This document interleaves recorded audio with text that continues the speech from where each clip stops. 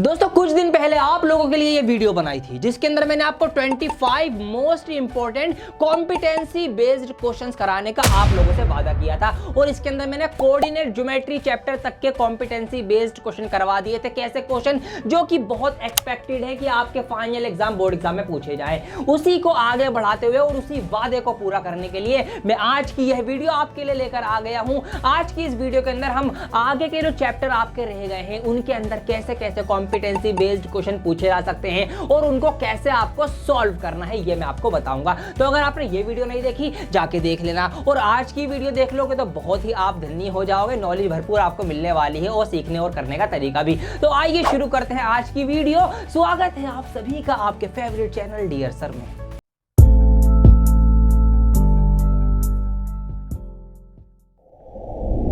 तो आइए दोस्तों स्टार्ट करते हैं पहले ही सवाल के कॉन्सेप्ट के साथ, बिकॉज आप सभी ये जानते हैं कि कॉन्सेप्ट इज पावर। तो अगला जो चैप्टर आपकी बुक में है वो है एप्लीकेशन ऑफ ट्रिग्नोमेट्री। तो यहां पर उसी के अंदर से मैंने कॉम्पिटेंसी बेस्ड क्वेश्चन लिया है। अच्छा सवाल है, ध्यान से समझिए। सवाल लिखा हुआ है कि टू फ्रेंड्स अजय एंड प्रंजय, दो दोस्त हैं अजय और प्रंजय, और वो क्या कर रहे हैं, वो discussing how it is possible. वो डिस्कस कर रहे हैं, क्या डिस्कस कर रहे हैं कि क्या ये मुमकिन है कि find out the height of the tall towers, कि हम बिल्डिंग से टावर की हाइट पता कर सके किस चीज से, by using their knowledge of trigonometry. Trigonometry की जो उनको नॉलेज है उसका इस्तेमाल करके। बिल्कुल कर सकते हैं, क्यों नहीं कर सकते। मैंने पिछली वीडियो में बता तो रखा है आपको कि आप बिल्डिंग की, टावर की ऊंचाई कुछ भी आप पता कर सकते हैं ट्रिग्नोमेट्री से। तो आइए करते हैं। अब यहां पर एक केस बना के दिया गया है। सवाल है कि the tops of two towers, दो टावर्स हैं, उन दोनों के जो टॉप है मतलब ये जो इनकी ऊंचाइयां हैं दोनों की ये रही। यहां पे क्या आएगा, of height X and Y, दो हाइट है उनकी अलग अलग, ठीक है जी, एक्स और वाई। तो किसी को भी आप एक्स मान लो, एक को आप वाई मान लो, किसी को भी कुछ भी मान सकते हैं। तो इसको अगर मैं एक्स मानूंगा, इस वाले टावर को यहां से यहां तक इसकी हाइट हो जाएगी,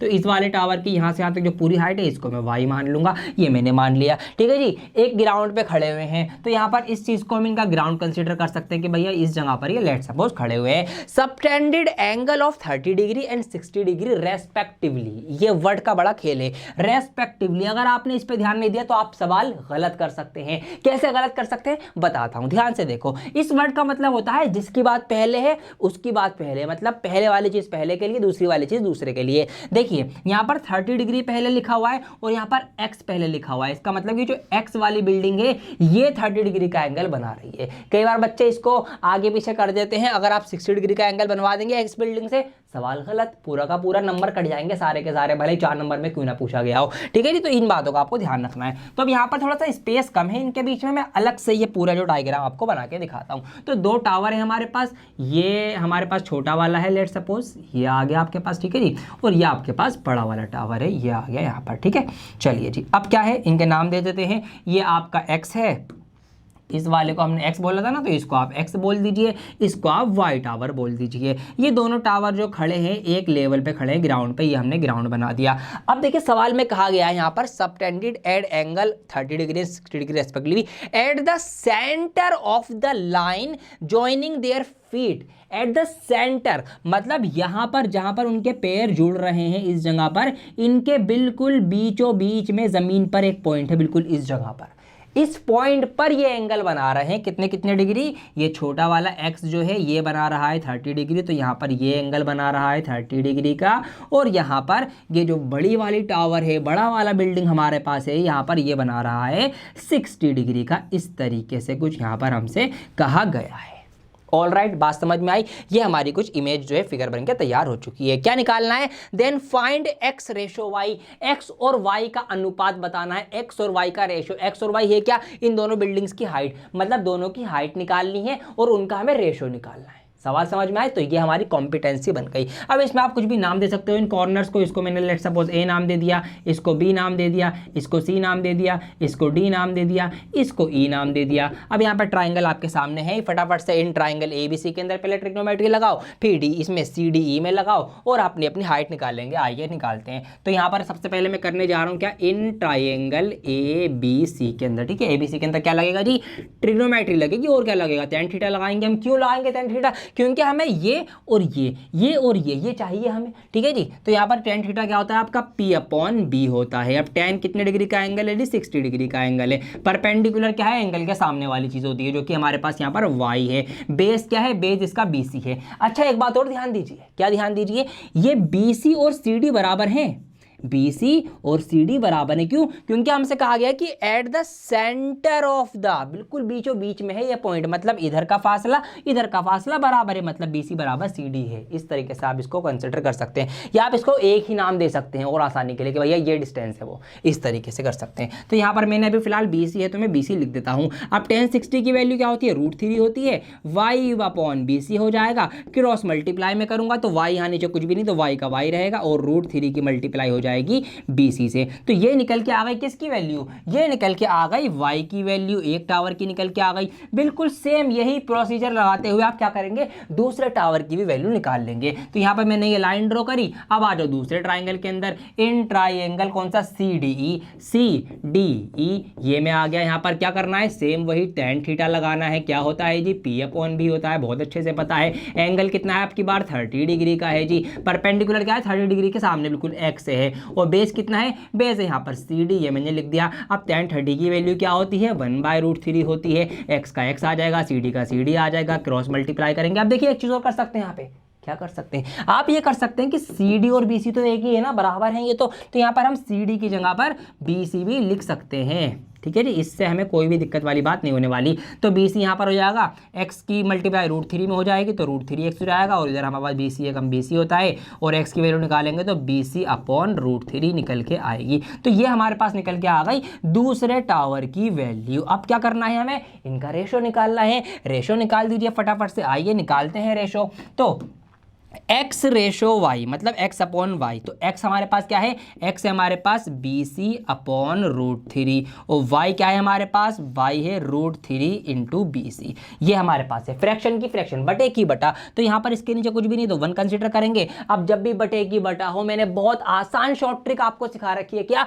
कि भैया जी बाहर वालों की मल्टीप्लाई तो आप ऊपर लिख दीजिए, BC है कम BC, और अंदर वालों की मल्टीप्लाई आप नीचे लिख दीजिए, खत्म सवाल। तो यहाँ पर √3 की √3 से मल्टीप्लाई जब करेंगे तो क्या होगा, रूट हट जाएगा, तो ये सिर्फ 3 रह जाएगा, और साथ में BC मल्टीप्लाई में तो BC का BC लिख देंगे। एक BC ऊपर है, एक BC नीचे है, काट देंगे इनको फटाफट से, तो BC से BC कैंसिल आउट हो जाएगा, ऊपर कुछ भी नहीं बचा तो 1 बचा, नीचे आ जाएगा आपका 3। तो 1/3, इसका मतलब क्या, इसका मतलब x/y जो है वो क्या है, वो 1/3 होगा। और ये हमारा आंसर आपके सामने निकल के आ चुका है फाइनली। अगर 4 नंबर में ये सवाल आएगा तो भैया जी पूरे के पूरे 4 नंबर आपको देके जाएगा, ये आ जाए या इसके जैसा आ जाए। तो ऐसे आपको करना है, ध्यान से इसको आप देख लीजिए और इसको लिख लीजिए।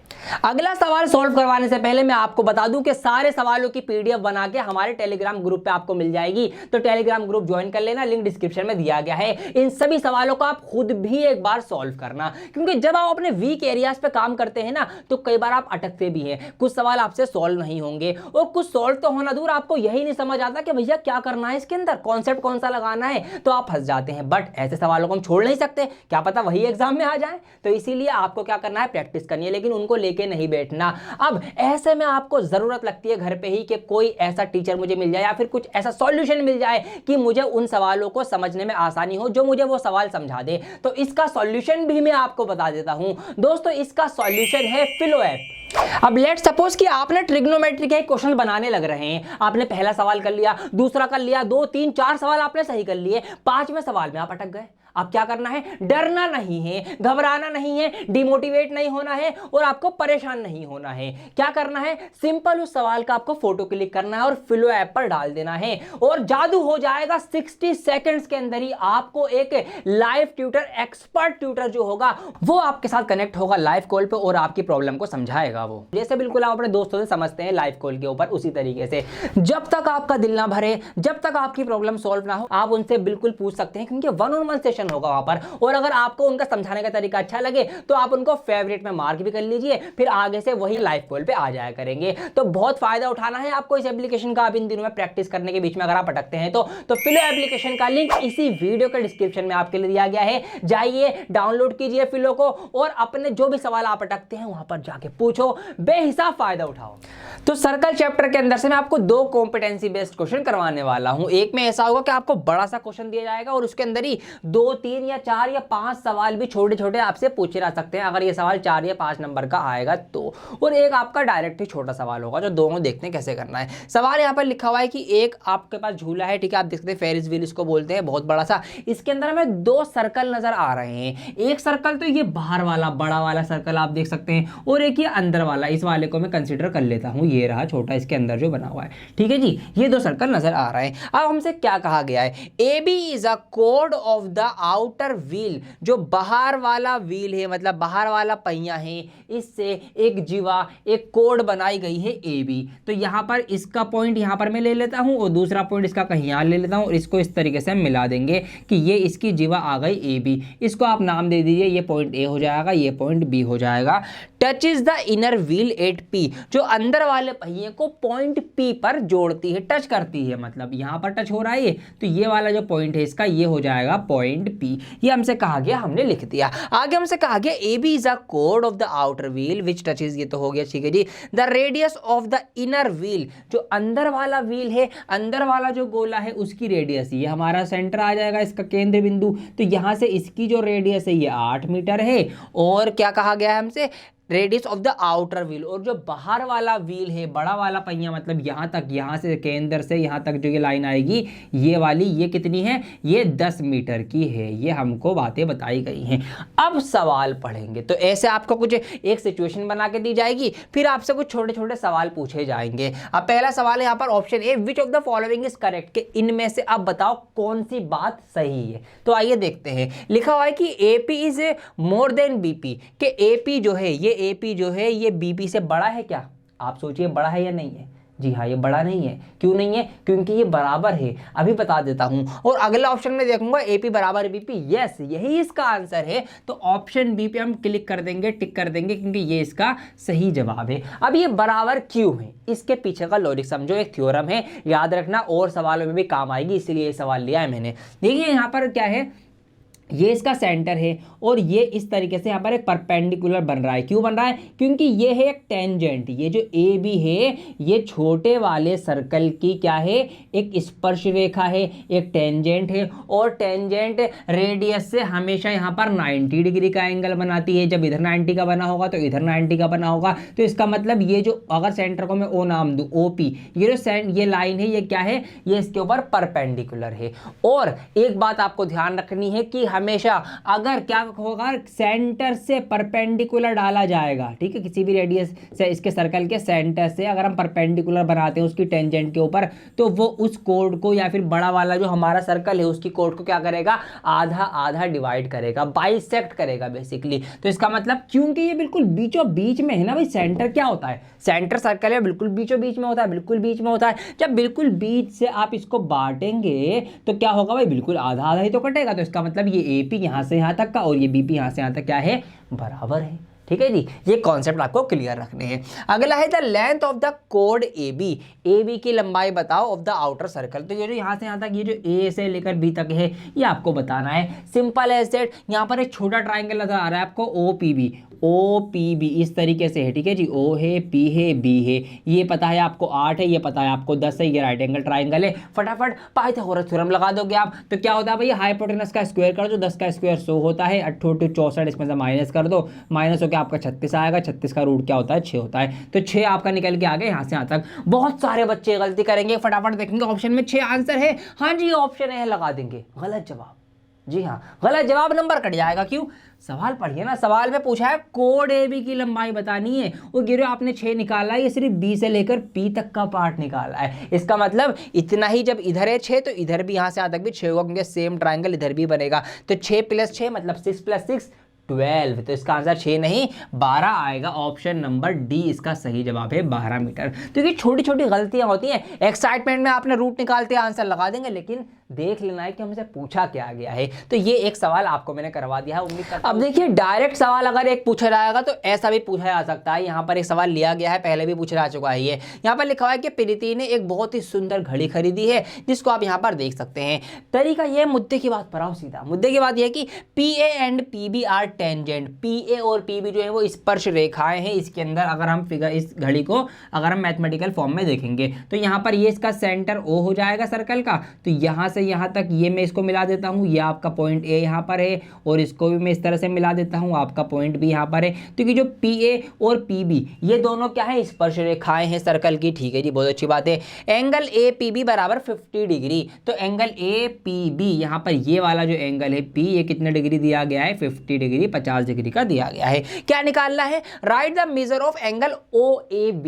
एंगल OAB निकालना है। तो OAB है कहाँ पे, OAB मतलब OA, और इस तरीके से ये जाएगा यहाँ पर। तो जब B से मिलेगा तो यहाँ पर हमें ये वाला एंगल निकालना है। तो ये तो हमें समझ में आ गया कि हमें पता क्या करना है। अब कैसे करना है, आइए इसकी बात करते हैं। देखिए सबसे पहले आप इसको कंसीडर कीजिए एक चतुर्भुज, एक क्वाड्रिलेटरल। किसको, जब आप एक क्वाड्रिलेटरल देखेंगे यहाँ पर क्या है वो क्वाड्रिलेटरल में अलग कलर से आपको हाईलाइट करता हूँ आपके लिए, ताकि आपको क्लियर दिख जाएगा। देखिए APBO, तो यहाँ पर इस तरीके से एक क्वाड्रिलेटरल बन रहा है, एक चतुर्भुज बन रहा है। क्या नाम है चतुर्भुज का, APBO। ठीक है, APBO। अब इसके अंदर अगर हम बात करें क्वाड्रिलेटरल की, चारों एंगल, जो चारों कोण होते हैं उनका जो योग होता है वो कितना होता है, वो 360 डिग्री होता है। ठीक है, 360 डिग्री के चारों बनते हैं। मतलब अगर इसके अंदर हम बात करें एंगल A की, एंगल P की, एंगल B की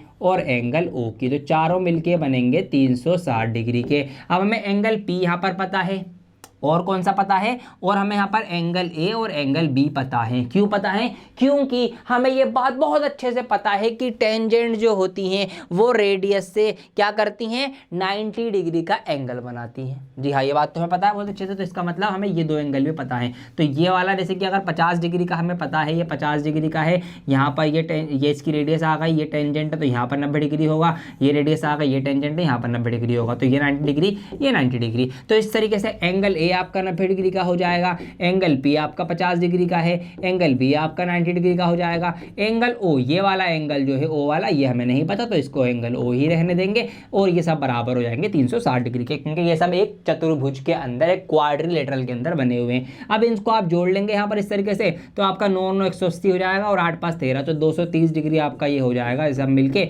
और एंगल O आपका रह जाएगा 360। तो इस तरीके से जब हम एंगल O निकालेंगे तो कितना निकल के आएगा, 360 में से आप 230 जो है ये माइनस कर देंगे। ठीक है जी, ये आपका माइनस हो जाएगा, तो आपका कितना हो जाएगा, ये 130 यहाँ पर बचेगा। तो 130 डिग्री का ये वाला एंगल आपका निकल के आ चुका है, एंगल O।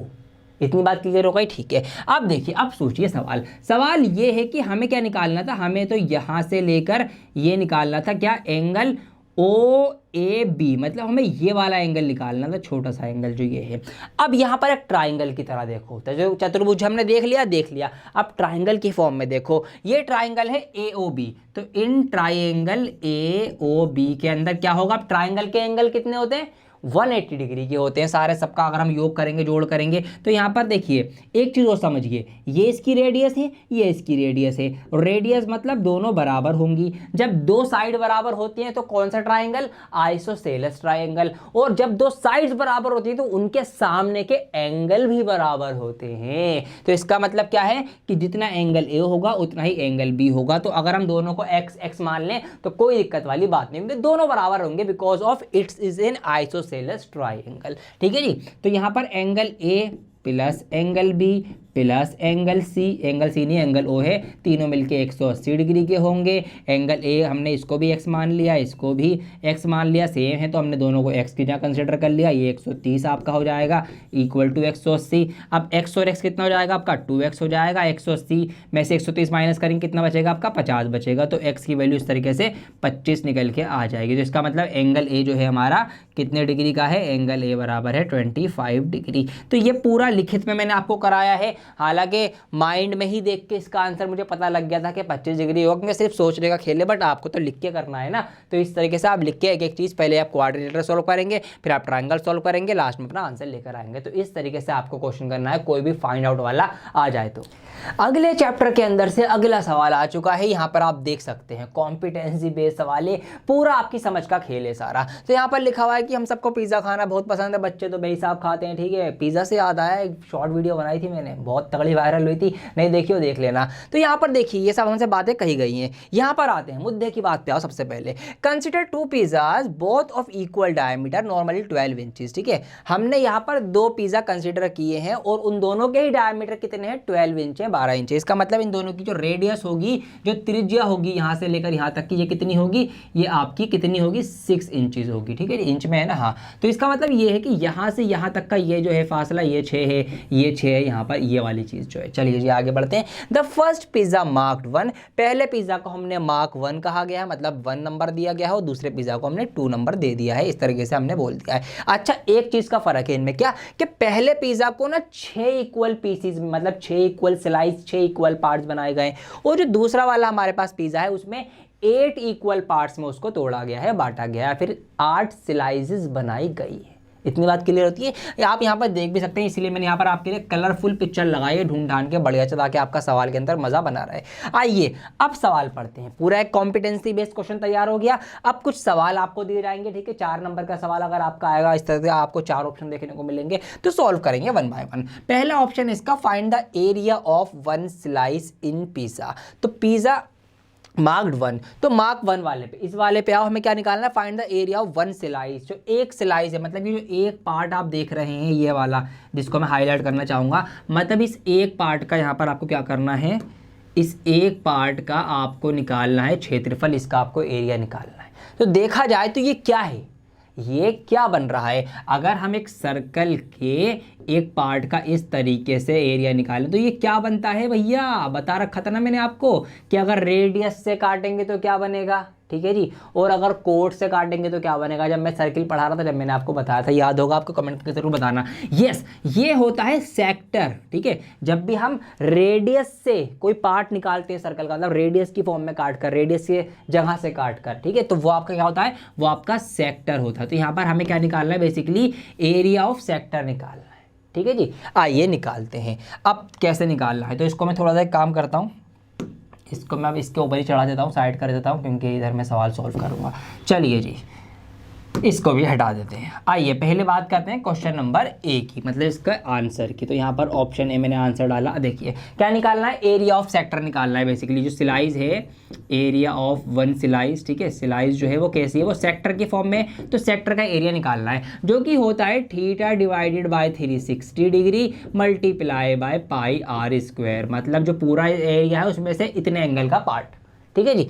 अब बात ये होती है कि सर जी इसमें एंगल कहाँ पर है। अगर हम एंगल की बात करें तो एंगल कहाँ है, क्या कितने डिग्री का एंगल है, कैसे पता लगेगा, ये आपको सोच के निकालना पड़ेगा। बहुत आसान है, क्यों, क्योंकि भैया ये पूरा जो गोला होता है, मतलब पूरा जो सर्कल होता है, वो कितने डिग्री का होता है, अंदर 360 डिग्री का होता है, ये बात हमको पता है। अब हमने कितनी स्लाइसेस करी हैं मार्क 1 में, कितनी करी है, 6 स्लाइस करी है टोटल। तो इसका मतलब इसको हम 6 से डिवाइड कर देंगे, 6 टुकड़े कर देंगे, तो 60 डिग्री। मतलब ये जो एक स्लाइस है ना, इस एक स्लाइस का यहाँ पर इस जगह पर एक स्लाइस का जो ये एंगल बन रहा है 60 डिग्री का बन रहा है, हर एक का 60 डिग्री का बन रहा है। तो इस तरीके से 6 स्लाइस का 60 डिग्री, 6 36, 360 पूरा हो गया। इसका मतलब 60 डिग्री का हमारे पास एंगल है। इतनी बात समझ में आ गई, ठीक है जी। तो थीटा हमारे पास कितना है, 60 डिग्री हम रखेंगे, नीचे 360 आ जाएगा फॉर्मूले के अकॉर्डिंग, मल्टीप्लाई बाय पाई का पाई में रहने दूंगा, और आर का स्क्वायर, आर कितनी है 12 इंच डायमीटर था, तो रेडियस इसकी 6 होगी, तो 6 × 6 हो जाएगा। सॉल्व कर लेंगे, क्या क्या कट सकता है, इस 0 से ये 0 कैंसिल आउट हो जाएगा, 6 से ये जाएगा 6 कम 6 से ये जाएगा 6 × 36, इस 6 से ये वाला 6 कट जाएगा, तो कुल मिला के क्या बचा हमारे पास 6 × पाई 6 पाई, तो 6 पाई बचा। तो इसी को हम आंसर लिख देंगे, ठीक है। 6 पाई इंच में है तो इंच स्क्वायर लिख देंगे आप, इंच का स्क्वायर, ठीक है जी। तो ये आ गया। पाई में मैंने आंसर दिया है क्योंकि आपको पाई में इसमें दे रखा था, तो पाई में ही ऑप्शन में दे रखा था, इसलिए पाई में छोड़ देता हूं। तो ये आपका ऑप्शन नंबर ए हो चुका है, 6 पाई उसका एरिया निकल के आएगा। लगे हाथों ही इसका ऑप्शन नंबर बी देख लेंगे। अब अगला सवाल पढ़ेंगे, find the perimeter of the pizza slice shown in 1। तो पहले में जो ये पिज्जा की स्लाइस है, मतलब ये जो इतना पार्ट है, ये वाला पार्ट, इसका पेरीमीटर परिमाप निकालना है, मतलब इसकी ये बाउंड्री निकालनी है, ये और ये। अब अगर हम देखें तो ये और ये तो रेडियस है, मतलब ये 6 है, ये 6 है, ये तो हमें मिल गया जी 12। लेकिन हमें इसकी ये लेंथ निकालनी पड़ेगी, इसका जो ये चाप है, ये आर्क है, लेंथ ऑफ आर्क निकालनी पड़ेगी। जी हाँ, तो लेंथ ऑफ आर्क भी आपको निकालनी पड़ेगी। तो कैसे निकलेगा? पेरीमीटर निकालने के लिए हमको क्या क्या निकालना पड़ेगा स्लाइस का? हमको स्लाइस की दोनों साइड की रेडियस 2r प्लस उसकी लेंथ ऑफ आर्क, जो उसका चाप है, ये वाला हिस्सा जो है, ये वाला पार्ट, ठीक है जी। ये भी तो निकालना पड़ेगा ना, लंबाई में ये आएगा और ये आएगा, 3 चीज़ें आएंगी। तो दोनों चीज़ें और एक चीज़ ये। अब 2r, ठीक है जी। r कितनी है आपकी? आर आपकी 6 है, तो 6 दूनी 12, तो ये तो आपका 12 हो जाएगा, इस तरीके से 12। अब बात करते हैं इसकी एल की। अब लेंथ ऑफ आर का भी एक फॉर्मूला होता है, याद नहीं है तो याद कर लेना, बता देता हूँ। क्या होता है आपका? Theta divided by 360 degree multiply by 2 pi R. क्यों? क्योंकि 2 पाई आर किसका होता है? सर्कल का सरकमफेरेंस का फॉर्मूला होता है। और क्योंकि सरकमफेरेंस हम बाउंड्री की तो बात कर रहे हैं, इसीलिए 2 पाई आर लगाएंगे। और कितने डिग्री के एंगल में बात हो रही है, इसलिए एंगल आ गया यहाँ पर। तो यहाँ पर ये 12 एज इट इज आ जाएगा, और एंगल हमें पता है 60 डिग्री का था, 360 मल्टीप्लाई बाय 2 पाई का पाई रहने दूंगा। और आर कितनी है? आर आपकी 6 है। काट देंगे, ये 0 से 0 कैंसिल आउट हो जाएगा, फिर 6 से जाएगा, 6 बार 6 36 होते, 6 से ये वाला 6 कैंसिल आउट हो जाएगा। सब कुछ कटपिट के खत्म हो गया। क्या बचा? 2 इंटू पाई बचा। तो इसका मतलब 12 प्लस 2 पाई, बस यही है, और कुछ हम कर नहीं सकते। तो इसका पेरीमीटर क्या है स्लाइस का? तो एक स्लाइस जो हमने ये खाई निकाली अलग से, उसका पेरीमीटर है 12 प्लस 2 पाई। तो ये आपका इसका आंसर आ जाएगा, ठीक है। इंच में चल रहा है तो इंचेस भी आप लिख देंगे और आंसर। तो ऐसे आपको करना है, समझ में आई बात? सवाल को पढ़ना है, समझना है क्या पूछा है, उसके लिए क्या क्या चाहिए, और आपको वो कर लेना। तो बाकी के 2 ऑप्शन जो है आप लोगों के लिए होमवर्क दे रहा हूं, प्लीज इसको ट्राई करना, और ये बनेंगे आपसे होंगे तो आपका भी एक कॉन्फिडेंस बूस्ट होगा, बिल्डअप होगा कि यार मुझसे तो सवाल हो रहा है। तो इसीलिए आपको एक कॉन्फिडेंस आएगा पढ़ाई करने का, तैयारी करने का। इसीलिए बाकी के 2 क्वेश्चन आप जरूर ट्राई करें। कॉम्पिटेंसी को जांचने के लिए बहुत अच्छा सवाल, ठीक है। हालांकि ये छोटे मार्क्स में ही होगा, 1 या 2 नंबर में, लेकिन समझ आपकी कितनी है, ये सवाल आपकी पूरी समझ को क्लियर कर देगा एग्जामिनर के सामने। देखिए यहाँ पर लिखा हुआ है कि साइना नेहवाल जो है बहुत अच्छी प्रोफेशनल प्लेयर हैं, ठीक है, बैडमिंटन खेलती हैं, फोटो भी दिया गया है हमें। सवाल पर मुद्दे की बात पे आते हैं, मैं तो सीधा ही कहता हूँ आपसे हमेशा, a shuttlecock used for playing badminton has the shape of a combination of. Shuttlecock जो चिड़िया यहाँ पर आप देख रहे हैं, जिसको आप चिड़िया बोल देते हैं, ठीक है जी, इसको आप देख रहे हैं, हमसे पूछा है कि ये किस किस मैथमेटिकल शेप से मिलकर बनती है। अब बहुत सारे बच्चे डायरेक्ट देखेंगे, अरे सर क्या बात कर रहे हो, ऐसी तो होती है, इस तरीके से कुछ होती है ये, ठीक है जी। तो यस, नहीं, ऐसी नहीं होती। यहाँ पर इसको ध्यान से देखिए, 4 ऑप्शन दिए गए हैं। क्या क्या ऑप्शन है नजर मारते हैं। लिखा हुआ है a cylinder and a sphere, कि एक सिलेंडर और स्फेयर से मिलकर बनती है। अब सिलेंडर आपको पता है कि सिलेंडर कैसा होता है, इस टाइप का कुछ सिलेंडर होता है, और स्फेयर कैसा होता है, ऐसा होता है। अगर हम इसके ऊपर लगाते हैं तो क्या शटल ऐसी होती है? बिल्कुल ऐसी तो नहीं होती। सिलेंडर एंड अ हेमिस्फेयर, ठीक है जी, एक सिलेंडर है और हेमिस्फेयर है। अच्छा, एक सिलेंडर बनाते हैं हम, ये हमने सिलेंडर बनाया। हेमिस्फेयर मतलब इस तरीके से आधा गोला, अर्ध गोला। तो क्या ऐसी होती है शटल? जी नहीं, ऐसी तो नहीं होती। तो इसका मतलब ये भी नहीं है। आई स्फेयर एंड अ कोन, कोन कोन, हाँ ऐसी कुछ तो हमें दिखती है, कोन की तरह इस तरीके से तो होती है कुछ कुछ। अब ये हमारे पास कोन आ गया, और क्या है, एक स्फेयर। अब स्फेयर या तो आप इधर लगाएंगे या आप इधर लगाएंगे, तो इधर लगाएंगे, क्या ऐसी होती है शटल? सोचिए, नहीं ऐसी भी नहीं होती। तो कैसी होती है भैया जी? लास्ट ऑप्शन बचता है फिर, क्या है, frustum of a cone and a hemisphere. अब ये फ्रस्टम ऑफ अ कोन क्या भला है, समझाता हूँ। ये कोन है, ये एक कोन है, एक शंकु है, जिसको आप हिंदी में शंकु बोलते हैं। अगर हम किसी शंकु को काट दें, उसकी पूंछ की तरफ से काट दें, कट कर दें, ऊपर का हिस्सा हटा दें, तो मैंने क्या किया, लेट सपोज मैंने यहाँ से ये वाला हिस्सा इसका काट दिया, खत्म कर दिया, तो ये मैंने इतना हिस्सा इस कोन का काट दिया। तो ये जो बचा, अब ये जो बचता है इसी को हम बोलते हैं फ्रस्टम ऑफ अ कोन, एक शंकु का हिस्सा, बचा हुआ हिस्सा, फ्रस्टम ऑफ अ कोन, ठीक है। तो इसको अगर आप मैं थोड़ा तमीज से बनाऊंगा तो नीचे इस तरीके से एक गैप आएगा, और ऊपर ये बिल्कुल मिलेगा नहीं जाके, और ऊपर इस तरीके से एक शंकु, क्योंकि पूरा कोन इस तरीके से था कुछ, जिसको मैंने इस जगह से काट दिया है, तो ये कट के ऐसा रहेगा। इसको बोलेंगे क्या, frustum of a cone. And a hemisphere, hemisphere मतलब अर्धगोला, तो इसके ऊपर हम एक अर्धगोला लगाएंगे। क्या ऐसी होती है शटल? यस, ऐसी ही तो होती है दिखने में बिल्कुल। यहाँ पर नीचे कैप होता है और इस तरीके से यहाँ पे जो है वो पर होते हैं। आइए मैं आपको दिखा भी देता हूँ और अच्छे तरीके से। तो यहाँ पर आप देख सकते हैं, अगर मैं इसको थोड़ा सा रोटेट करूँ तो कहीं ना कहीं आप देख सकते हैं सिमिलैरिटी। ठीक है जी, जैसी मैंने बनाई बिल्कुल वैसी शटल होती है। अब इसको आप और अच्छे से देख सकते हैं, यहाँ पर क्या फ्रस्टम ऑफ कौन है और क्या चीज़ क्या है, आपको क्लियर आइडिया हो जाएगा। जैसे कि यहाँ पर ये वाला पार्ट यहाँ से लेकर यहाँ तक, तो ये तो आपका हो जाएगा फ्रस्टम ऑफ अ कोन और ये आपका हो जाएगा हेमिस्फेयर। तो इसलिए इसका सही आंसर कौन सा है, ऑप्शन नंबर डी। तो ये समझ ही चेक होती है आपकी एग्जाम में कि आपने कितना समझा है मैथ्स को। और बाकी में मैथ्स कोई रटने वाली चीज़ नहीं है, मैथमेटिक्स जो है समझने वाली चीज़ है, फील करने की चीज़ है। हमने इससे ये फील किया, ये बन गया और ये एज इट इज ऐसा था। तो ये चीजें बेसिक सी होती हैं। अब इसी सवाल को ये बड़ा नंबर में भी बना सकता था। कैसे, आपसे लेट सपोज इसका सरफेस एरिया पूछ लेता फ्रस्टम ऑफ कोन का, तो यही सवाल काफी लंबा सवाल हो जाता। आपसे इसका पूरे का ही पूछ लेता, अगर टोटल सरफेस एरिया पूरे का मतलब इसका अर्धगोले का भी मिलाओ, मतलब इसका हेमिस्फेयर का भी और इसका भी सबका, तो भैया अगर पेंट करना होता है इसमें तो पूरा सरफेस एरिया निकालते हम। तो इस तरीके से इसी सवाल को वो 4 या 5 नंबर में भी ले आ सकते हैं। अभी ये सवाल छोटा सिर्फ पूछ लिया आपसे कि भैया क्या होगा, तो ये चीज़ आपको पता होनी चाहिए। तो ये सवाल बहुत अच्छा था आपकी समझ को चेक करने के लिए। उम्मीद करता हूँ आपको पसंद आया होगा। आइए बढ़ते हैं आगे के सवाल की तरफ। सरफेस एरिया एंड वॉल्यूम वाले सवालों में से ही एक बढ़िया सवाल जो कि आपके दिमाग के घोड़े खोल देता है, मतलब कंफ्यूज कर देता है कैसे करें। देखिए यहाँ पर काफी कुछ लिखा हुआ है यहाँ पर इरिगेशन के ऊपर, तो ये आप पढ़ सकते हैं, पढ़ना चाहे सुकून से। मैं मुद्दे की बात पे आता हूँ। हमेशा लिखा हुआ है कि वन सच कैनाल, मतलब यहाँ पर ना हमें इरिगेशन कैनाल जो नालियाँ होती हैं जिससे हम अपनी फसलों को पानी देते हैं, उनके ऊपर बात की जा रही है कि हरियाणा में कितनी है, छत्तीसगढ़ में कितनी है, उड़ीसा में, जम्मू कश्मीर में किस किस तरीके से कहां पर क्या चीजें हो रही हैं। बात करते हैं वन सच कैनाल, ऐसी ही एक कैनाल जो है shown here is width of 3 metre. ऐसी एक कैनाल यहां दिखाई गई जिसकी चौड़ाई, मतलब इसकी अगर मैं इस चीज की बात करूं चौड़ाई की, ये चौड़ाई जो है 3 मीटर है और 7 मीटर ये गहरी है। गहरी मतलब नीचे की तरफ जा रही है इस तरीके से, ये अंदर, ऐसे पीछे मत समझना, ये अंदर इसकी गहराई बताई जा रही है जो इसकी 7 मीटर है। मतलब 3 मीटर ऐसे चौड़ी है ये और 7 मीटर इस तरीके से ये नीचे गहरी है जो कैनाल है हमारी।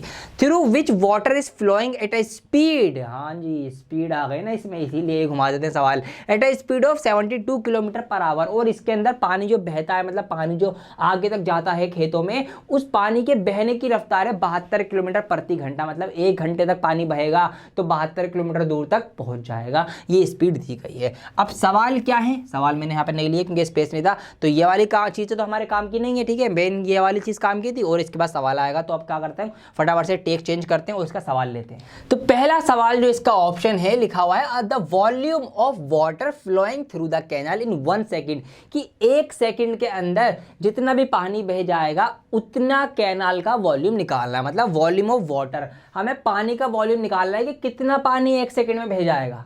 समझ में आई बात, कि एक कैनाल में, उस कैनाल के अंदर कितना पानी 1 सेकंड में चला जाएगा, ये निकालना है। अब देखिए अगर हम कैनाल की बात करें तो हमें क्या क्या दिया गया था, हमें दी गई थी उसकी चौड़ाई जो कि 3 मीटर थी, हमें दी गई थी उसकी गहराई जो कि कितनी थी, 7 मीटर थी। इतनी बात समझ में आती है आपको। अब बात करेंगे इसकी गहराई की, मतलब यह तो आपकी गहराई हो गई, ये आपकी चौड़ाई हो गई, मतलब इसकी लंबाई, लंबाई क्या है, बेसिकली ये कहाँ तक कैनाल जाएगी आगे, तो ये 1 सेकंड में जो पानी भरेगा ये वो होगा। समझ में आई बात, ये वो होगा या जो पानी भरेगा 1 सेकंड के अंदर, तो पानी 1 सेकंड में कितना भरा, पहले ये चीज़ पता करते हैं। तो बेसिकली इस तरीके से देखा जाएगा ना तो क्या बनेगा, ये एक क्यूबॉइड फॉर्म हो जाएगा। अगर आप देखेंगे इस तरीके से, ये लंबाई, ठीक है जी, मतलब ये चौड़ाई मान लो, लंबाई एक ही बात है, ये चौड़ाई हो गई नहर की, ये गहराई हो गई और इधर ये पानी बहता हुआ जा रहा है। तो 1 सेकंड में जितना बहेगा तो इतने कुछ इस तरीके से कुछ एक क्यूबॉइड फॉर्म बन जाएगी। फिर इस क्यूबॉइड का हम वॉल्यूम निकाल लेंगे तो आंसर निकल के आ जाएगा। तो ऐसे सवालों में क्या होता है, क्यूबॉइड का वॉल्यूम निकलता है अगर लंबाई चौड़ाई दे रखी है, ये बात ध्यान रखना। ऐसे हो सकता है कि वो एक हाफ सर्कल, सेमी सर्कल दे दे, ठीक है जी, उसके अंदर ऐसी कोई नाली हो सकती है, तो वो चीज़ आपको ध्यान रखनी है, उसके अकॉर्डिंग फॉर्मूला लगता है। तो क्यूबॉइड का जो वॉल्यूम का फॉर्मूला होता है वो होता है लंबाई गुणा चौड़ाई गुणा ऊंचाई, मतलब L/B/, सिंपल सा फॉर्मूला है। बट हमें क्या है, हमें इसकी चौड़ाई पता है, हमें इसकी हाइट पता है कितनी ऊंची है कितनी गहरी है, हमें इसकी लेंथ नहीं पता लंबाई की कितनी लंबी, मतलब कहाँ तक पानी गया 1 सेकंड में, तो ये चीज़ निकालेंगे। तो पानी निकालना है हमको 1 सेकंड में कितने मीटर गया होगा। तो अभी पानी की जो स्पीड दे रखी है वो कैसी दे रखी थी हमें, 72 किलोमीटर प्रति घंटा। क्या दे रखी है हमें, 72 किलोमीटर प्रति घंटा दे रखी है। अब एक यूनिट बताता हूँ आपको चेंज करने का। कभी भी आपको किलोमीटर प्रति घंटा को क्या बनाना हो, आपको मीटर पर सेकंड में कन्वर्ट करना हो। किसमें? मीटर पर सेकंड में आपको कन्वर्ट करना हो। तो क्या करेंगे आप, सिंपल एज इट, जो भी आपका यूनिट है, ठीक है, जो भी आपका किलोमीटर वाला यूनिट है, किलोमीटर प्रति घंटा वाला, उसकी मल्टीप्लाई कर देंगे। किस चीज़ से मल्टीप्लाई कर देंगे? मल्टीप्लाई कर देंगे उसकी 5/18 से। जी हाँ, किससे? 5/18 से। तो ऐसा करने पर वो क्या होगा, वो मीटर पर सेकंड में आपका कन्वर्ट हो जाएगा। जी हाँ, इसको आप मैन्युअली भी कर सकते हैं। फिलहाल अभी मैं डायरेक्ट कर देता हूँ। तो ये आपका हो जाएगा 5/18 से जब मल्टीप्लाई करूँगा तो 18 चौक 72 होते हैं, 4 पंजे 20 हो जाएगा। तो 20 मीटर पर सेकंड स्पीड आ जाएगी। अब ये स्पीड जो हमने पानी की निकाल ली, ये मीटर पर सेकंड में निकाल ली कि हर एक सेकंड में 20 मीटर पानी बढ़ेगा। इसका मतलब ये है। तो इसका मतलब क्या हुआ कि हर एक सेकंड में 20 मीटर पानी बढ़ रहा है। तो हमें निकालना है एक ही सेकंड का। तो एक सेकंड में कितना पानी बढ़ा आगे तक? 20 मीटर तक। अब सोचो, ये चौड़ाई है, ये गहराई है और ये आपकी लंबाई है, जो कि कितनी आ गई? 20 मीटर। तो ये मीटर में, ये मीटर में, ये मीटर में, लंबाई, चौड़ाई, ऊंचाई, तीनों चीज़ें आपको पता है। फटाफट फॉर्मूला लगा दीजिए, L/B/H, मतलब तीनों की मल्टीप्लाई कर दीजिए और आपका आंसर आ जाएगा 7 या 21, 21 दूनी 42, बोले तो 420। तो 420 ऑप्शन में दिख रहा है आपको? हाँ जी दिख रहा है। ऑप्शन नंबर सी ये रहा। तो यहाँ पर ऑप्शन नंबर सी जो है, इसको आप सही आंसर लगा देंगे, 420 मीटर क्यूब। ठीक है जी, ये आपका आंसर आ गया कि एक सेकंड में जो पानी का वॉल्यूम होगा वो इतना होगा, 420 मीटर क्यूब। ये बात आपको ध्यान रखनी है। अच्छा चलो, मुझसे रहा नहीं जा रहा, पता नहीं क्यों, मैं आपको बता ही दूं कि भैया ये किलोमीटर वाला फंडा क्या था। हालांकि मैंने आपको डायरेक्ट बता दिया, बट मुझसे नहीं रहा जा रहा, मैं आपको बता देता हूँ। अगर आपको समझना है तो वीडियो देखते रहो, अदरवाइज आप स्किप करके आगे अगले सवाल के ऊपर बढ़ सकते हो। देखिए 72 जो है वो किलोमीटर प्रति घंटा है। ठीक है, अगर हम इसको मीटर पर सेकंड बनाएंगे तो 72 किलोमीटर को मीटर बनाने के लिए हमें क्या करना पड़ेगा? इसकी 1000 से मल्टीप्लाई करनी पड़ेगी। तो ये 72,000 मीटर हो जाएंगे।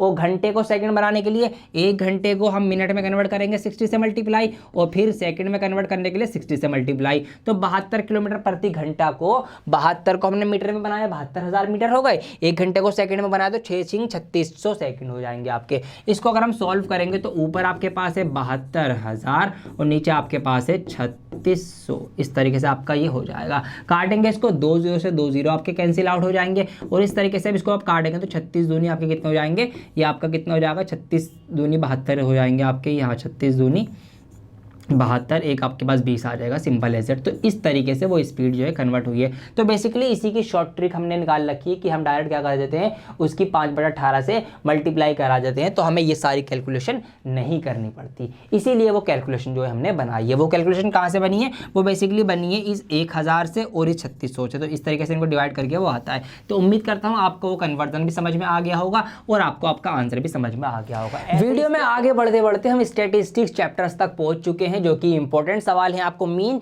मीडियन, मोड तीनों ही निकालने पड़ेंगे, ये बात तो लिख के ले लो आप। अब इनका सवाल चेंज हो सकते हैं। एक सवाल आपका 1 मार्क में हो सकता है, एक 2 नंबर में, एक 4 नंबर में। तो इस तरीके से 3 सवाल आपको तीनों सेक्शन में देखने को मिलेंगे और तीनों ही चीजें आपको कहीं ना कहीं निकलवाई जाएंगी। तो आपको 3 चीजें निकालना आनी चाहिए। अब यहाँ पर मीडियन निकालना है बेसिकली इस क्वेश्चन का, लेकिन वो भी अलग टाइप का क्वेश्चन है। क्यों? लेस देन वाला है, कंफ्यूज हो जाते हैं आप, इसीलिए मैंने ये लिया है। कैसे करना है आइए देखते हैं। तो यहाँ पर 200 फैमिलीज हैं हमारे पास, उनका हमें कुछ डेटा दे रखा है, मंथली एक्सपेंडिचर। देखिए लेस देन वाले में एक चीज आप ये समझिए कि यहाँ पर लिखा हुआ है लेस देन 2000, मतलब 2000 से कम जिनका खर्चा है वो कितनी फैमिलीज हैं? 10 फैमिलीज हैं।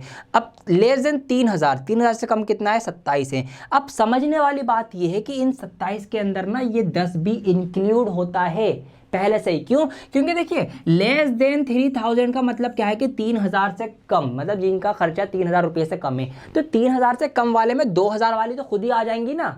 3000 से कम मतलब जिसका भी 3000 से कम है, 2500, 2200, 2000 सब आ जाएंगे। इसका मतलब इन 27 में ये 10 फैमिलियां भी शामिल हैं। तो लेस देन वाले में ये चीज़ ध्यान रखनी है कि ऊपर वाला नंबर शामिल होता है अगले नंबर में। ऐसे आप देख सकते हैं। अब बात कही जा रही है कि अगर लेस देन 10,000 मतलब जिनका 10,000 रुपये से कम खर्चा, तो 10,000 में कम में ये सब आ गई। क्योंकि 10,000 से कम 2000 भी 10,000 से कम है, ये भी कम है, ये भी कम है, ये भी कम है, ये भी कम है। तो इसका मतलब ये सारी ही सारी इसके अंदर आ जाएंगे। तो देखिए ये फैमिली कितनी है? 200। इसका मतलब इस 200 में ये सारी की सारी फैमिलीज जुड़ी हुई हैं। और सवाल में हमसे कहा ही यही गया है कि भैया टोटल 200 फैमिलीज हैं, तो खाली 200 यहाँ तो नहीं हो सकती है ना। इसका मतलब तो ये तो ऐसे सब जोड़ेंगे तो बहुत सारी हो जाएंगी।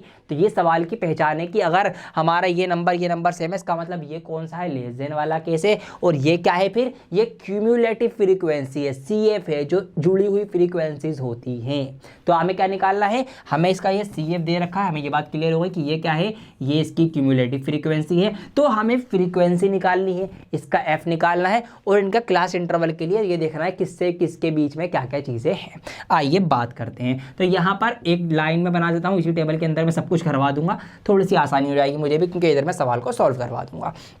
क्या निकालना है, हमें निकालनी है फ्रीक्वेंसी। कैसे निकालते हैं, आइए इसको मैं क्या करता हूँ, इसको मैं यहाँ से मिटा देता हूँ, इसको यहाँ से हटा देता हूँ मैं, ठीक है जी।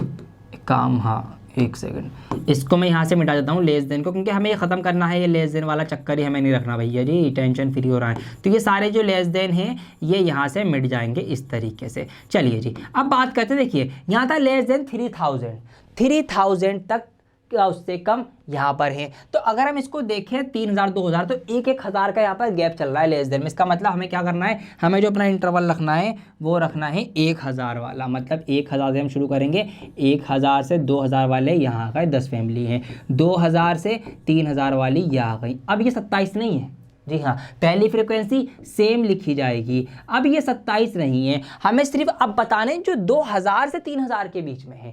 टोटल 27 दे रखा है, लेकिन 10 जो है वो 1000 से 2000 वाले हैं, तो ये 10 इस 27 में से माइनस होगा। मतलब ऊपर वाली फ्रीक्वेंसी हम क्या करते हैं, माइनस करते हुए आ जाएंगे। तो जब हम 27 में से 10 माइनस करेंगे तो कितना आएगा आपका, 17 आएगा। तो 17 फैमिलीज ऐसी हैं जो 2000 से 3000 के बीच में है, और 10 फैमिली ऐसी है तो 1000 से 2000 के बीच में। इस तरीके से हम ये कह सकते हैं कि 3000 से कम में टोटल 27 फैमिली आती हैं। समझे बात, ऐसे इसका कॉन्सेप्ट आपको समझना होता है। तो इस तरीके से मैं धीरे धीरे क्या करता हूँ, थोड़ा साइज़ बड़ा करता हूँ इसका, और फटाफट से इन सारे ही लेस देन को हटा देता हूँ। 2 मिनट मुझे लगेंगे, ज़्यादा टाइम नहीं। इतने में आप चाहें तो वीडियो को लाइक करके चैनल को सब्सक्राइब कर सकते हैं, अगर आपने अभी तक ना किया हो, ठीक है जी। तो फटाफट चेक कर लो, ये आपने नहीं किया तो कर लीजिए, इतने मेरा काम भी यहाँ पर हो चुका है। तो ये सारे के सारे लेस देन। अच्छा ये क्या करना है, आपको टेबल अलग से बनानी है अपनी नोटबुक में, ठीक है। ये तो मैं यहाँ पर कर रहा हूँ, आपको अलग से लिखना है। ये सब यहाँ पर मिट चुके हैं, ठीक है। तो 1000 का गैप रखते हुए यहाँ पर को लिख दूंगा। तो ये 2000 से 3000, अरे बाप रे इसको छोटा भी तो करना पड़ेगा, ठीक है। तो ये आपका 3000 से 4000 वाली वो आ गई क्लास, ये आपकी 4000 से 5000, ये आपकी 5000 से 6000, ये आपकी 6000 से 7000, ये आपकी 7000 से 8000, ये आपकी 8000 से 9000, और ये आपकी 9000 से 10000, ठीक है जी। ये हमने क्लास इंटरवल बना लिया। अब इसको हम क्लास इंटरवल बोलेंगे, CI बोल सकते हैं आप आराम से, मैंने लिख भी दिया है यहाँ पर। अब फ्रीक्वेंसी आपको निकालनी है, तो फटाफट निकाल लेते हैं। एक ही ट्रिक लगानी है क्या, कि ऊपर वाली फ्रीक्वेंसी जो है, मतलब ऊपर वाला जो CF है वो नीचे वाले में से माइनस कर दो और आपकी फ्रीक्वेंसी निकलती चली जाएगी। देखिए आइए निकालते हैं। तो 46 में 27 माइनस करेंगे आप, देखिए तो 16 में 7 जाएगा, 9 बचेगा यहाँ पर, ये आपका 19 हो जाएगा। इस तरीके से 15 में से आप 75 में से 46 माइनस करेंगे, तो हम यहाँ माइनस करेंगे तो 15 में से 6 जाएगा, 9 बचेगा, और ये आपका 29 हो जाएगा। यहाँ पे 5 का 5 0, 11 में से ये 40 आ जाएगा आपका। अब यहाँ पे आप माइनस कर देते तो ये आपका कितना आ जाएगा, 25 आ जाएगा।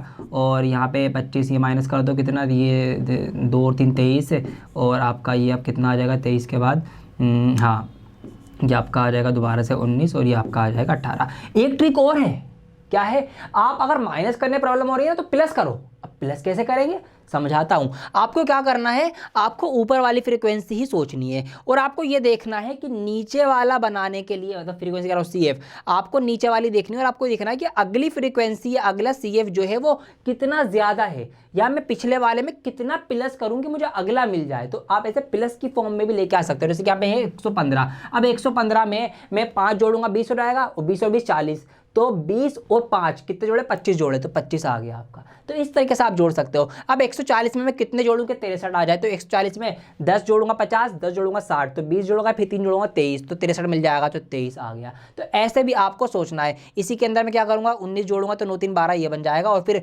82 में मैं 18 जोड़ूंगा तो 200 बन जाएगा, तो 18 आ गया। तो ऐसे भी आप CF निकाल सकते हैं, प्लस प्लस करते हुए भी। तो आपको ध्यान रखना है। चलिए जी अब निकल चुका है। तो टोटल तो आपको पता ही है, जो लास्ट वाला होता है वो ही आपका टोटल टोटल है, तो इनका टोटल भी 200 होगा। चलिए अब मीडियन क्लास क्या होगी, फटाफट से मीडियन क्लास फाइंड कर लीजिए, जो कि कहीं ना कहीं बिल्कुल बीचों बीच में होगी। तो ऊपर से हम 1 2 3 4 छोड़ेंगे, नीचे से 1 2 3 4 छोड़ेंगे, तो ये हमें मिल जाएगी हमारी मीडियन क्लास। ये हमें बीचों बीच में कहीं ना कहीं सबसे बीच में ये है, तो ये हमारी मीडियन क्लास हम इसको रखने वाले हैं। चलिए जी, अब फॉर्मूला आपके सामने ऑलरेडी लिखा हुआ है, क्या क्या चीज़ें होती हैं आपको सब कुछ पता है। एल क्या होता है, lower limit of the median class, तो जो कि कितनी है आपकी 5000 है। तो यहाँ पर आप लिख भी देंगे सारी वैल्यू ताकि आपको फिर रखने में आसानी हो।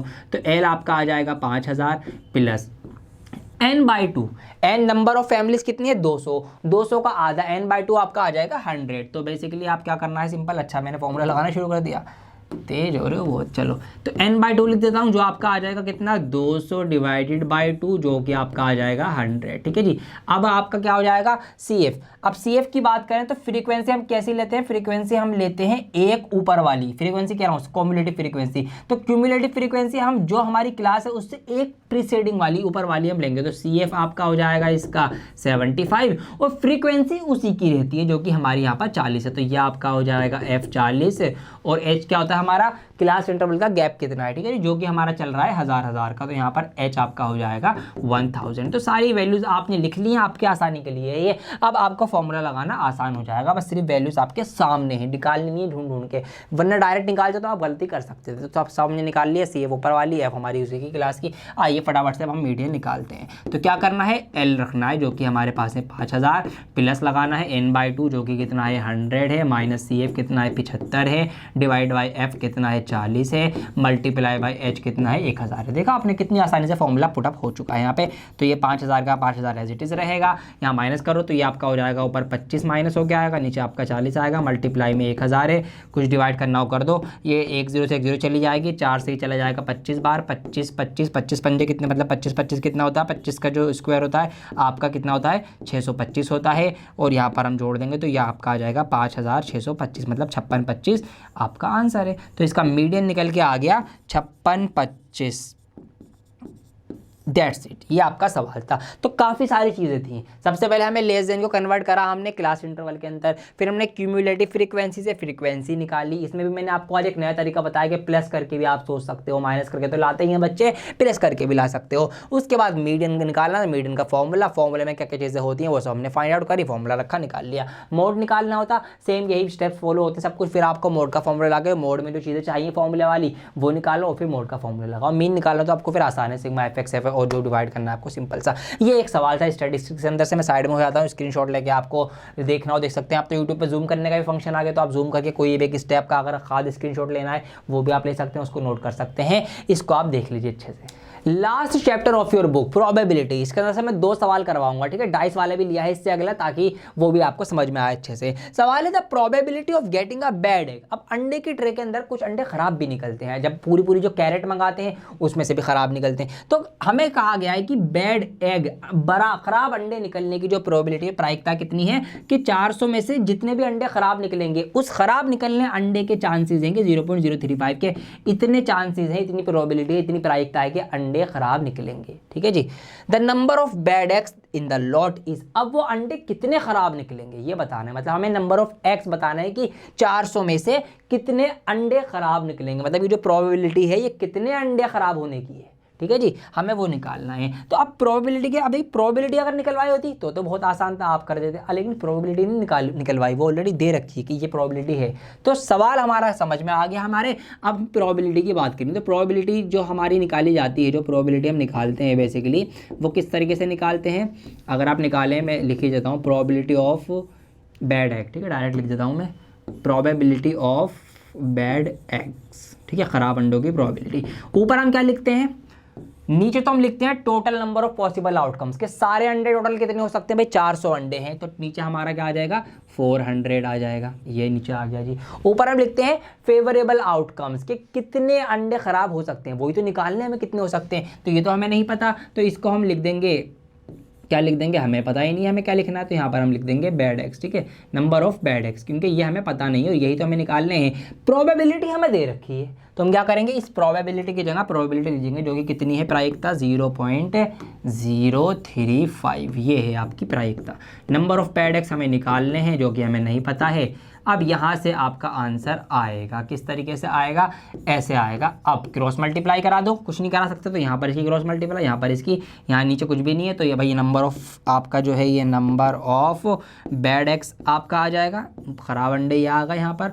अब नंबर ऑफ में क्या करना है आपको, 400 की मल्टीप्लाई 0.035 से करा देनी है बस। अब ये छोटी सी मल्टीप्लाई है, ये करते आपका आंसर आ जाएगा। कैसे कर सकते हैं, शॉर्ट ट्रिक के साथ सीखो। यहाँ जो कि 2 0 लगे हैं, इन 2 0 लगने की वजह से क्या होगा, ये जो पॉइंट है ये 2 प्लेस आगे खिसक जाएगा, इधर आ जाएगा। तो ये पॉइंट आ जाएगा 0 3 का पार करता हुआ 3 और 5 के बीच में, तो ये 3.5 रह जाएगा। ठीक है जी, 2 0 की वजह से मल्टीप्लाई होने में 2 पॉइंट पहले पहुँच गया, 2 अंकों के बाद यहाँ पर आ गया आपका। अब इसकी मल्टीप्लाई कर दो, इसको 3.5 मत देखो, इसको क्या देखो, इसको आप देखो 35। ठीक है, 35 देखो, 35 चौक कितना होता है, 35 दूनी 70, 70 का डबल कर दो 140, तो 140 होता है आपका 35 चौक। अब इस एक पॉइंट की वजह से यहाँ पर एक पॉइंट आएगा एक के बाद, और पॉइंट के बाद 0 की कोई वैल्यू नहीं होती, तो इसको हटा दो, तो बेसिकली आपका कितना आ जाएगा, ये आ जाएगा 14। तो 14 अंडे जो हैं वो ख़राब निकलेंगे हर 400 अंडों में से, ये हमें निकालना है। ऑप्शन नंबर कौन सा है, ऑप्शन नंबर इसका बी था, एग्जाम्पलर का क्वेश्चन है इसलिए मैंने यहाँ पर लिया है। तो समझ में आया क्वेश्चन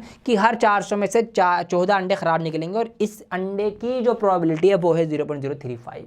ठीक है, ये सवाल था। आइए फटाफट से एक और सवाल देखते हैं, इसका लास्ट क्वेश्चन है वीडियो का, ध्यान से देख के जाइएगा। एक लंबा सवाल लिया है मैंने ताकि कुछ सवाल मैं कराऊं और कुछ आप प्रैक्टिस कर लें मेरे साथ लगे हाथों जाते जाते। तो यहाँ पर सवाल है इन अ 2 डाइस गेम। ठीक है, एक यहाँ पर डाइस है, पासा फेंकने का, लूडो का दाना फेंकने का गेम है। 2 पासे मतलब 2 लूडो के दाने एक साथ फेंके जा रहे हैं। अब क्या होता है, जब भी 2 दाने लूडो के एक साथ फेंके जाएंगे तो नंबर ऑफ पॉसिबल आउटकम जो हमारा होगा, मतलब total number of possible outcome क्या होगा, 36 होगा। जब एक फेंका जाएगा तो आपका 6 होगा, लेकिन जब 2 फेंके जाएंगे तो कितना होगा, 6 × 6, 36 पॉसिबल आउटकम्स आ सकते हैं। ठीक है जी, लूडो के दानों को मिला के टोटल आपको पता भी है कैसे आते, बता रखे मैंने पहली वीडियो में। पहला ऑप्शन देखते हैं, the probability that the difference of the number on the 2 dice is 3। हमें किस चीज़ की प्रोबेबिलिटी बतानी है कि जो हमने लूडो के दाने फेंके उन पे जो नंबर आए, उन नंबर्स के बीच में 3 का डिफरेंस होना चाहिए, मतलब 3 का डिफरेंस, 3 का फर्क आए। तो कब कब 3 का फर्क आ सकता है, अब आपको ये सोचना है। जी हाँ, ये सोचना है। तो देखिए सोचते हैं, अगर एक लूडो के दाने पे 6 आए और दूसरे पे 3 आए तो हमारा फ़र्क जो है डिस्टेंस 3 आ जाएगा, मतलब डिफरेंस 3 आ जाएगा, 3 6 - 3 3, इस तरीके से आपको सोचना है। अब कम करते चले जाओ, अगर 5 और 2 आए हमारे लूडो के दाने पे कि एक पे 5 आया, पहले पे 5 दूसरे पे 2 आ गया, तो भी इनके बीच में डिफरेंस 3 आ रहा है, तो ये भी हम एक ले सकते हैं, ये भी हमारा एक हो जाएगा। ऐसे अगर एक पे 4 आए और दूसरे पे कितना है, दूसरे पे 1 आए, पहले लूडो के दाने पे 4 आया, दूसरे पे 1 आया, तो 4 में से 1 माइनस करके तो कितना आ जाएगा, 3 आ जाएगा डिफरेंस यहाँ पर भी। अब क्या कर सकते हैं, बस और तो नहीं कर सकते, क्योंकि अगर हम इससे कम जाएंगे तो अगर एक पे 3 आया तो दूसरे पे 0 तो आ ही नहीं सकता, क्यों, क्योंकि लूडो के दाने पे 0 नहीं होता, तो इसका मतलब नहीं ले सकते। तो ये कंडीशन बन गई। अब इसी की वाइस वर्सा भी बनेगी, क्यों, अभी हमने माना है कि पहले लूडो के दाने पे 6 आया, मतलब पहले डाइस पे 6 आया। अब कंसिडर कर लो कि भैया दूसरे पे 6 आया, तो पहले पे 3 आया, दूसरे पे 6 आया, पहले पे 2 आया, दूसरे पे 5 आया, मतलब इसी के डिजिट्स को रिवर्स करके लिख देंगे हम। पहले पे 1 आया और दूसरे पे क्या आया, 4 आया, तो यहाँ पर भी तो क्या हो रहा है, डिफरेंस 3 ही है ना, तो बस ये आ गया। तो कितने आउटकम्स आ गए, 6 टोटल आउटकम्स आ गए, 1 2 3 4 5 6 के 6 बार ऐसा हो रहा है कि जब हम लूडो के दाने डाइस फेंक रहे हैं तो जो भी नंबर आ रहे हैं उन नंबर्स के बीच का डिफरेंस कितना है, 3 है। तो ये 6 है। प्रोबेबिलिटी निकालनी है, क्या होता है भैया, टोटल नीचे लिखे जाते हैं और जो हमारे फेवरेबल आउटकम्स होते हैं वो हमारे ऊपर आते हैं, तो डिवाइड कर देंगे, 6 × 6 6 × 36। ऑप्शन नंबर डी जो है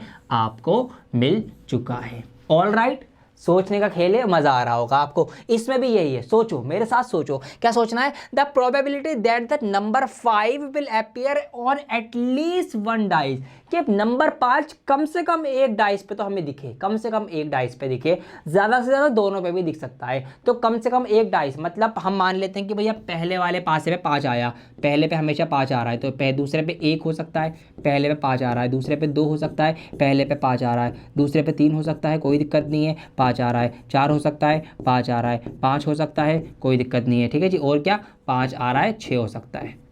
तो कम से कम एक बार तो होना चाहिए, यहाँ पर ये आ गया एक बार। अब क्या करना है, वही लूडो के दाने को रिवर्स कर दो। अभी हमने पहले पे 5 कंसीडर करा, अब हो सकता है दूसरे वाले पे 5 आ रहा हो, ठीक है जी, इस तरह से। तो क्या हो जाएगा, अब 1 5 हो जाएगा। तो पहले पे 1 आ रहा है, दूसरे पे 5 आ रहा है, ठीक है, दूसरे पे 5 आ रहा है, दूसरे पे 5 आ रहा है, दूसरे वाले दाने पे 5 आ रहा है। अब यहाँ पे 5 5 तो लेने की जरूरत नहीं है, क्योंकि 5 5 तो हम ऑलरेडी दे चुके हैं दोनों पे 5, तो ये वाला काउंट नहीं होगा। ये मत कर देना कि दोबारा से दोनों में 5 ले लो कि दोनों में 5 5 आ रहा है। भैया लूडो के दाना आपने फेंका, दोनों में 5 5 आ गए, तो वो हम ले चुके हैं वो वाला केस, सिंपल एज दैट, दोबारा से नहीं लेंगे। तो यहाँ पर हमारा 6 आ रहा है, यहाँ पर हमारे पास 5 आ रहा है। तो इस तरीके से ये वो सारी कंडीशंस आ गई, हमने सोच ली जहां पर कम से कम एक बार हमें 5 दिख रहा है। इससे अलग और कोई कंडीशन नहीं बनेगी, मतलब लूडो के दाने आप फेंक के देख लेना, इसके अलावा कुछ और नंबर आ ही नहीं सकता जहां पर कम से कम एक बार 5 आपको देखने को मिलेगा। तो ये हमारे सारे वो पॉसिबल आउटकम्स है। तो कितने हैं काउंट कर लो, 1 2 3 4 5 6 और 6 7 8 9 10 11, तो 11 है। तो फेवरेबल आपके ये आ जाएंगे, टोटल नीचे आ जाएंगे आपके, तो 11/36 आपका आंसर हो जाएगा, जो कि आपका ऑप्शन नंबर बी दिख रहा है। तो यहाँ पर मैं बी को ही हाईलाइट कर देता हूँ अलग कलर से, और इनको भी लिखे रहने देता हूँ मैं, ताकि जब आप PDF देखो तो आपको क्लियर रहे अच्छा ये क्यों आया है। ठीक है जी, चलिए आगे बढ़ जाते हैं। अगला सोचिए अब, the probability that the number, मेरा काम हो चुका है, अभी आपका होमवर्क है, होमवर्क में मैं आपकी हेल्प कर रहा हूं। ठीक है, आइए सोचते हैं। The probability that the number 4 will not appear on either of the side, number 4 either of the side, कहीं भी नहीं होना चाहिए नंबर 4, मतलब नंबर 4 वाले जो भी हैं हटा दो। तो नंबर 4 वाले कितने होंगे, सोच लो, जिनमें भी 4 आ रहा होगा। देखिए एक तो यही होंगे, कौन से वाले होंगे कि भैया 4 पहले दाने पे आ रहा होगा, 4 1 4 2 4 3, ठीक है जी, 4 4 4 5 और 4 6, ये सारे इसमें सब में 4 आ रहा है, ये नहीं होना चाहिए, इनको हटाना है। और फिर क्या होता है भाई, दूसरे दाने पे 4 आ सकता है, तो दूसरे पे किस तरीके से आएगा, 1 4 1 2 4, ठीक है, 1 4 के बाद फिर पहले पे 2 आए, दूसरे पे 4 रहा, 3 4 4 4 हम ले चुके हैं ऑलरेडी, कहाँ गया, यहाँ पे है 4 4, अच्छा 4 4 मैंने 4 5 ही कर दिया था, 4 4 ले चुके हैं, तो 4 4 नहीं लेंगे, फिर यहाँ पे आपका हो जाएगा 4 5 3 4 और 4 4 हमारा इधर आ चुका है, तो इसकी ज़रूरत नहीं लेने की। तो हम क्या कर लेंगे फिर 5 4 और फिर हमारा हो जाएगा 6 4। तो ये आपके पॉसिबल आउटकम बन गए जिसमें भी 4 आ रहा है। अब इनको नहीं देना, हमें क्या बताना है, probability that number 4 is not appear, भाई 4 ना दिख जाए हमें कहीं पर भी। तो ये वाले जो हैं जिसमें हमें 4 नजर आ रहा है, इन सबको माइनस कर दो। तो कितने, ये भी वही 6 5 11 हैं, 36 में से 11 हटा दो, तो कितने बचे आपके, 25 बचे। तो बाकी के 25 जो बचे, 25/36 जो है, फिर वो प्रोबेबिलिटी आपकी निकल के आ जाएगी, क्योंकि 4 हटा दिए हमने, जिसमें भी 4 आ सकता था वो सारी पॉसिबल हटा दी, उनके अलावा जो बचे वो 25 हो गए, और 25 में से हमारा ये आ जाएगा 36, तो टोटल होते हैं, तो ये आपका आ जाएगा। ऑप्शन नंबर डी देख लो फटाफट, the probability of getting the sum of the numbers appearing on the 2 dice, जो भी 2 लूडो के दाने हैं उन पे जो नंबर आ रहा है उन नंबर्स का जोड़ 7 होना चाहिए। तो 7 कब कब हो सकता है कि जब हमारे लूडो के दाने पे 6 और 1 आ जाए, जब 7 हो जाएगा, जब हमारे लूडो के दाने पे 5 और 2 आ जाए, जब 7 हो जाएगा, जब 4 और 3 आ जाए, जब 7 हो जाएगा, और जब आपका कितना आ जाए, 3 और कितना आ जाए, 3 और 4 आ जाए। तो दोबारा से वही कहानी घूम गई, 3 और 4 आ जाए 7 हो जाएगा, फिर 2 और 5 आ जाए जब 7 हो जाएगा, और जब 1 और 6 आ जाए जब 7 हो जाएगा। तो इन कंडीशन में लूडो के दानों पे का जो सब है, जो जोड़ है, वो 7 बनेगा। 6 और 7 5 2 7 4 3 7 3 4 7 2 5 7 1 6 7। तो ये कंडीशन है 1 2 3 4 5 6, तो 6 है ये, टोटल 36 होते ही आपको पता है कि 6 36 1/6, इसका भी आंसर आ जाएगा, ऑप्शन नंबर सी सही जवाब है। तो देखा आपने, ये है मज़ेदारी करने की कि आपके कॉन्सेप्ट्स क्लियर हैं। Total number of possible outcome 36 होते हैं, बस आपको भी सोचना है कि मुझे क्या लेना है, सवाल में मुझसे क्या लेने को कहा गया है और क्या चीज़ छोड़ने को कहा गया है। तो ये मैंने इसीलिए एक ही सवाल के 4 सवाल कर दिया। अगर 4 नंबर में कोई बड़ा सवाल आएगा, ऐसा आएगा, एक आपको कॉम्पिटेंसी बेस्ड क्वेश्चन दिया जाएगा और 4 सवाल दिए जाएंगे। तो अब आपका काम है इस PDF को डाउनलोड करके ये सारे सवाल खुद से भी एक बार सॉल्व कर लेना, छुप के, वीडियो मत देख के, खुद से सॉल्व करना। गलत होंगे, जी हाँ, आपसे गलत होंगे, फिर क्यों गलत हुए दोबारा वीडियो देख के समझ लेना, क्या गलती करी आपने, फिर इनको सही कर लेना और प्रैक्टिस करना है। और प्रैक्टिस के बीच में अगर आप अटक जाओ, कोई प्रॉब्लम आ जाए, प्रॉब्लम सॉल्व ना कर पाओ, तो क्या करना है आपको, मैंने आपको वीडियो की स्टार्टिंग में बता दिया था, फिलो एप्लीकेशन का आपको यूज करना है। तो एप्लीकेशन का लिंक इस वीडियो के डिस्क्रिप्शन में दिया गया है, उसको आप डाउनलोड कर लीजिए और अपनी प्रॉब्लम का सॉल्यूशन आप फिलो ऐप पे क्वेश्चन को अपलोड करके वहां से लाइव टीचर से कनेक्ट करके ले सकते हैं। तो उसका भी आप भरपूर यूज करना आप शुरू कर दीजिए। कैसी लगी ये वीडियो, चैनल को सब्सक्राइब करके वीडियो को लाइक और शेयर करना जरूर कर दें, बिल्कुल ना भूलें। बहुत जल्द लौटूंगा एक और नई वीडियो के साथ, जब तक के लिए बने रहें डीएस सर के साथ। जय हिंद।